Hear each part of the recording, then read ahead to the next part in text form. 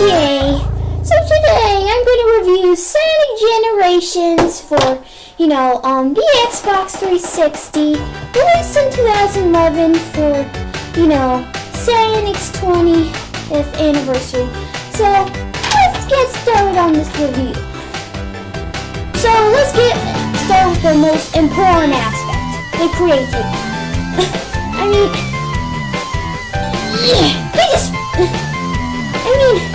What the heck? They didn't add any new zones. Bringing back classic Sonic, reimagining the zones in HD. That was creative, but, if they ever do that again, I'll get tired of it. Like, in the first, let's just bring up New Super Mario.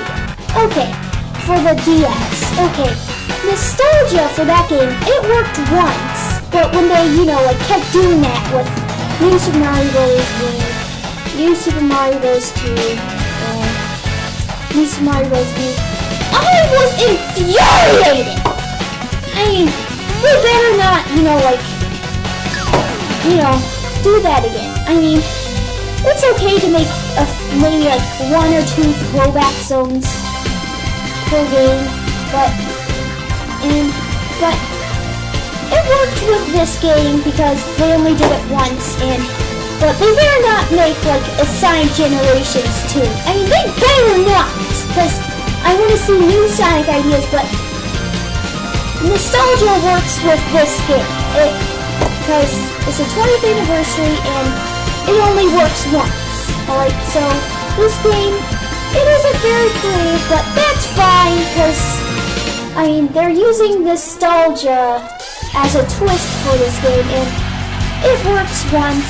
Just, if they do it again, I'll get them feeling, but it works with this game.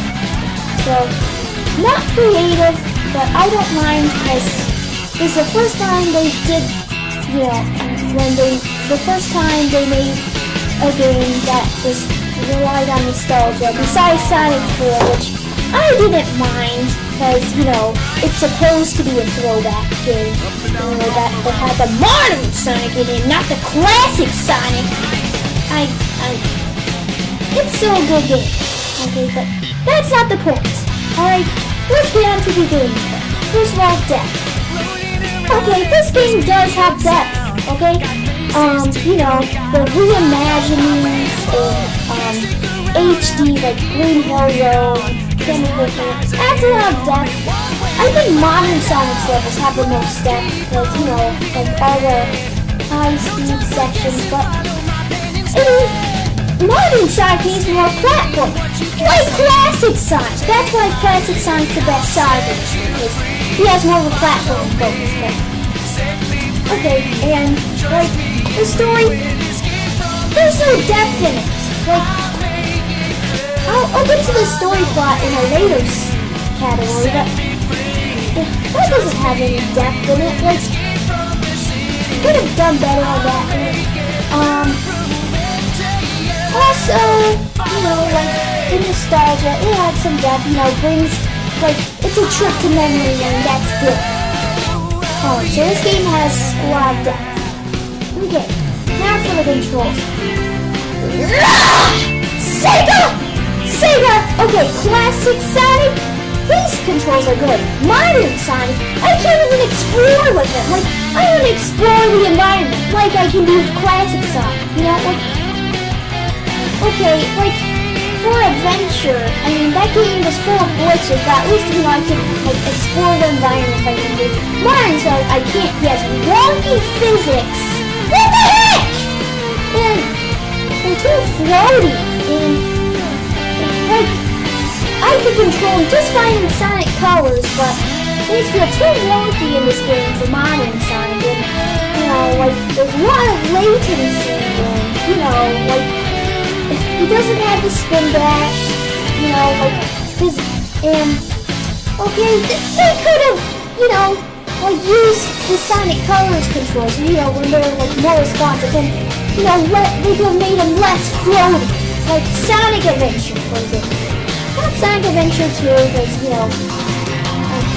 that game's okay. It's like a 6 out of 10. Chores! Like, they're the worst in that game, but that's not the point. Now let's get on to the level design. Okay, level design for Classic Sonic. Amazing! Amazing job, Sega! Amazing! I mean, this truly reminds me why I became a fan of Sonic. You know, like the classic Sonic with, you know, the classic level design. Lots of platforming, lots of speed, lots of exploration. Just how I like it. Like, Sonic games aren't about exploration, but sometimes I like to explore the environment. I'm just that kind of gamer. Now for modern Sonic. Okay, here's level design. Okay, there's speed.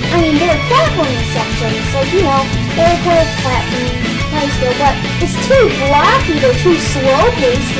Like the wonky physics and Sonic's high jump. What the heck, man? Sonic's platforming areas are too slow. It's supposed to be a fast-paced platformer, like the classics, you know, like lots of platforming. And the speed sections, there's too many speed sections that don't require platforming. Because we're doing the X-Button. What the? What the heck? Okay,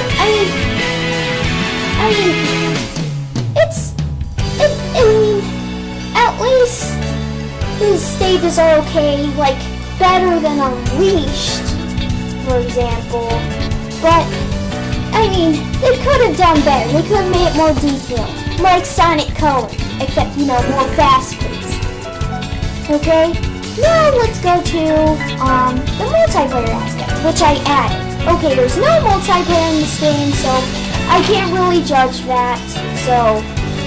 But I add the multiplayer aspect for, you know, like in the future when I review games with multiplayer, you know, I can just, you know, review the multiplayer in those games. Okay, so, is it genre defined?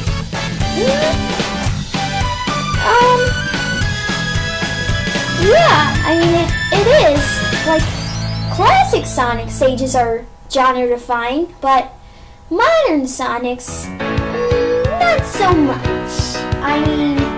Like, they're too hyperactive, you know, like, there are only some platforming sections, but classic Sonic stages, those are genre defined, and classic Sonic stages alone make this game worthwhile.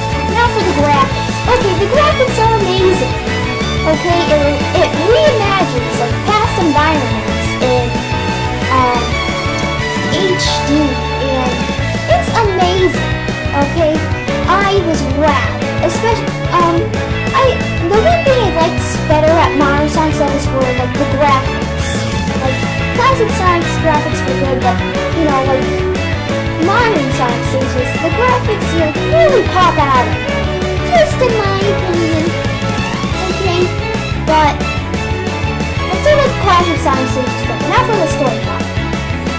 The story plot. Well, they could have done so much better. What the heck, Sega? What? Were you even trying? Can't you try? You weren't trying, Sega? Wow. Okay, here's the story plot. You know, classic Sonic. You know, he's running around, and then like this, you know, like huge monster. You know, it's the Time Eater. Like, ruins the past, and then he really Sonic's birthday party, and then we see his friends saying, "Happy birthday, Sonic!" And then they're eating cake, and then, "I hope you enjoy this chili dog, Sonic. It's so good, Tails." What the heck? Why couldn't they add the classic plot elements? You know, like the classics. And then Time Eater comes in and like eats all his friends, and then like some of the characters should have stayed frozen. Like Rouge, she's like a flirt. She's completely useless, and then some of the characters should have stayed frozen. And then like he needs classic Sonic and they don't fight. I would like to see them fight, but some parts of the story plot are pretty good, but most of it feels poorly put together, too predictable. What the heck, Sega? Bring back the classic plot elements. Now for the character design. Okay, the character design for both characters are pretty good. Like, Modern Sonic, he looks better in this game. Like, he's carrying a bit more weight. He's, you know, like, he has, and, you know, he kind of acts like his classic self a little bit. Like the poses and everything, and Classic Sonic, he looks the best, even though Modern Sonic still looks pretty good. And Classic Sonic, you know, he's always happy, he's like, you know, just jumping around, and he's mute, which I like. Like, they should have made Modern Sonic mute too. And character design in this game is pretty good.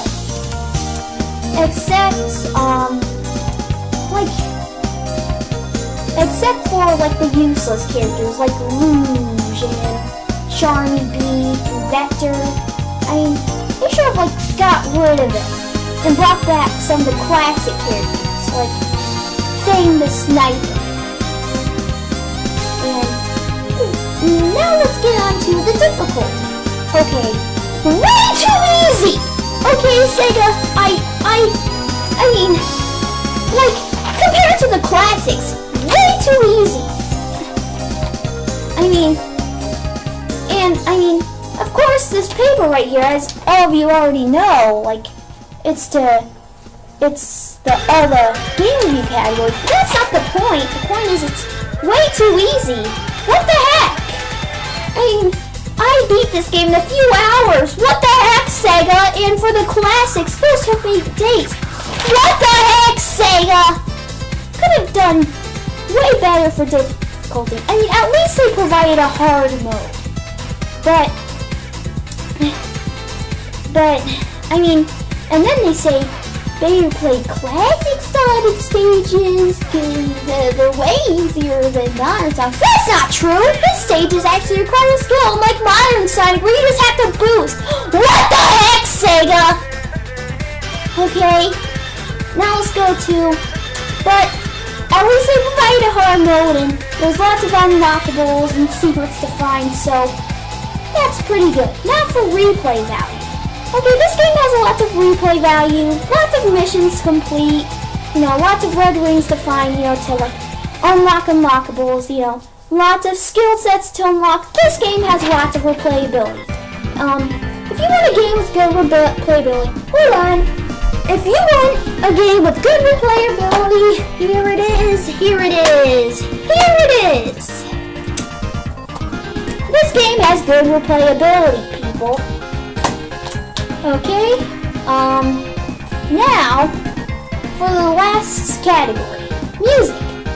Amazing music. Like, they remastered everything. Like, made the songs better, like, they took some of my favorite songs and just remastered them, kind of like what they did with the zones. Like, lots of memorable moments, but memorable music in this game. I loved the music, so thumbs up, Sega. I mean, of course, like I said, if they did something like this again, where they relied completely on nostalgia, then I would become infuriated, but this is their first time doing that, so